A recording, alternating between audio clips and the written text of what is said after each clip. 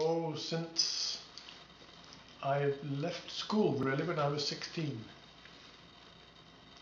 I went to boarding school where I was in a sort of Dickensian type semi-prison during the Second World War, which is what it was like. And I started teaching almost as soon as I was free, as it were. But I want to be able to give each student what they need, so I don't want to be cramped into a timetable. I'm very keen on being able to overrun a little bit if the lesson demands it, and not say, well, that's it, that's time's up. I don't go by the clock, I go by what we're doing. And so sometimes students get quite a bit extra time off the books, you might say. Don't charge extra if I overrun. To teach absolutely from the very beginning to the very end,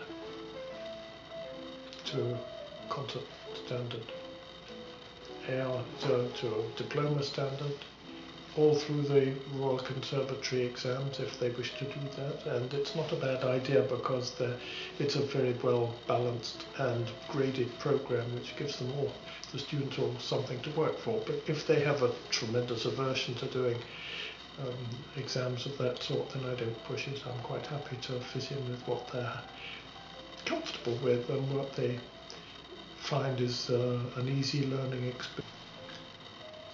I think it's very important to direct what you do from up here.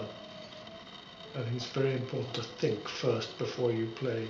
It was Franz Liszt's famous saying. He said to his students, think 10 times before you play once.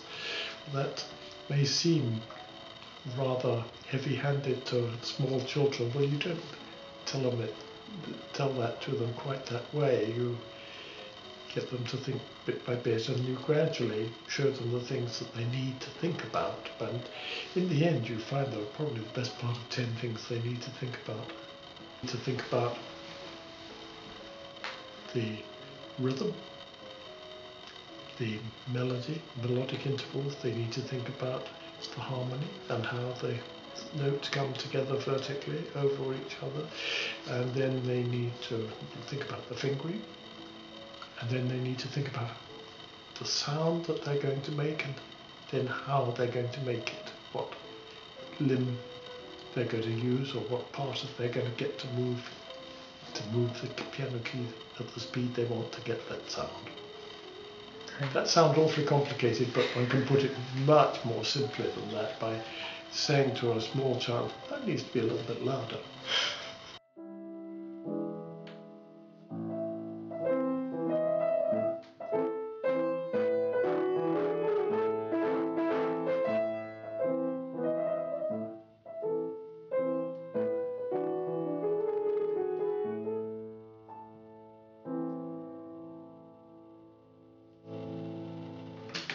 Looking forward to working with you.